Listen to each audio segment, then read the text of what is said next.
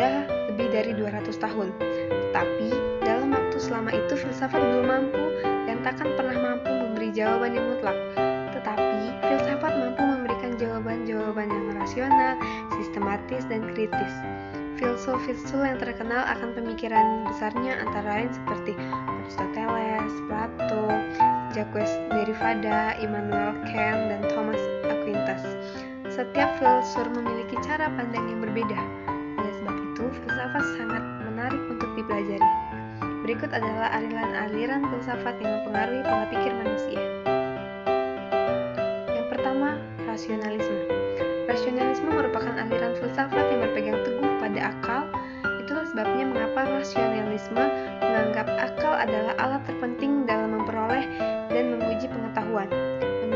Menurut aliran ini, pengetahuan dapat dicari dengan akal dan penemuan dapat diukur dengan akal pula.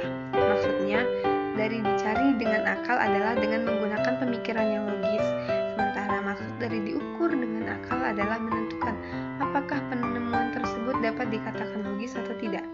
Jika logis, maka dapat dipastikan benar. Jika tidak logis, maka sebaliknya. Lalu yang kedua, ada empiricisme. Empirisme berbeda dengan rasionalisme yang hanya mengandalkan akal untuk membentukkan kebenaran. Empirisme memerlukan pembuktian secara indrawi untuk menentukannya. Pembuktian secara indrawi yaitu dilihat, didengar, dan dirasa. Menurut aliran filsafat ini, pengetahuan dapat diperoleh melalui pengalaman dan perantaraan indera. Kebenaran berdasarkan pengalaman berhasil membawa pengaruh terhadap bidang hukum dan hak asasi manusia. Lalu yang ketiga, ada positifisme. Positifisme adalah aliran filsafat yang bersifat faktual. Artinya, filsafat menjadikan fakta-fakta sebagai dasar kebenaran. Pengetahuan tidak diperoleh membelakangi fakta. Menurut aliran ini, satu-satunya pengetahuan adalah ilmu, dan dapat dijadikan objek pengetahuan hanyalah fakta. Positifisme mendapatkan persetujuan untuk berupaya dalam membuat aturan bagi manusia dan alam. Lalu yang keempat ada kritisme. Kritisme adalah aliran filsafat yang melakukan penyelidikan terhadap rasio beserta batasan-batasan. Kritisme melakukan kritik terhadap rasionalisme dan empirisme karena kedua aliran filsafat itu sangatlah berlawanan. Untuk menentukan kebenaran, rasionalisme mengandalkan akal, sedangkan empirisme mengandalkan pengalaman. Yang selanjutnya adalah idealisme. Idealisme adalah aliran filsafat yang percaya bahwa sesuatu yang konkret hanyalah hasil pemikiran manusia. Kaum idealisme menyebutkan sebagian ide atau gagasan. Menurut idealisme, ide atau gagasan adalah pengetahuan dan kebenaran tertinggi untuk memahami sesuatu.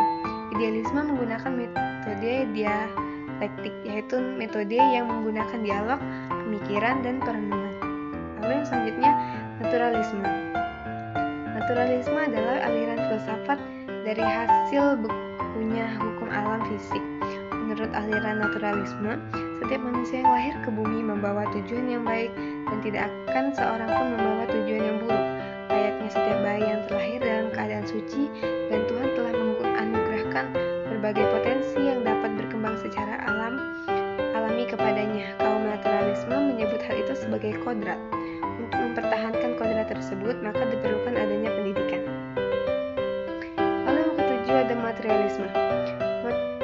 Materialisme adalah aliran filsafat yang menghakikatkan materi sebagai segalanya. Oleh sebab itu, materialisme menggunakan metafisika. Jenis metafisika yang digunakan tentu saja metafisika materialisme. Materialisme menekankan bahwa faktor-faktor material menjadi keunggulan terhadap spiritual dalam fisiologi, epistemologi, penjelasan historis, dan sebagainya. Menurut materialisme, pikiran, roh, jiwa, dan kesadaran merupakan materi yang bergerak. Lalu yang kedelapan adalah institusionisme. Adalah sebagai aliran filsafat yang menganggap institusi, naluri atau perasaan sebagai sumber pengetahuan dan kebenaran. Institusi adalah aktivitas berpikir yang tidak didasarkan atas penalaran dan tidak berkecambuk aduk dengan perasaan. Ketika seseorang telah berpikir dengan keras namun ia tidak kunjung mendapatkan solusi dari suatu masalah, lalu setelah itu dia menghentikan dan mengistirahatkan pikirannya sejenak, maka pada saat itulah institusi kerap hadir. Institusi adalah ada begitu secara tiba-tiba.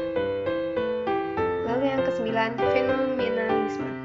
Fenomenalisme adalah aliran filsafat yang menganggap fenomena atau gejala sebagai sumber pengetahuan dan kebenaran. Fenomenalisme bergerak di bidang yang pasti.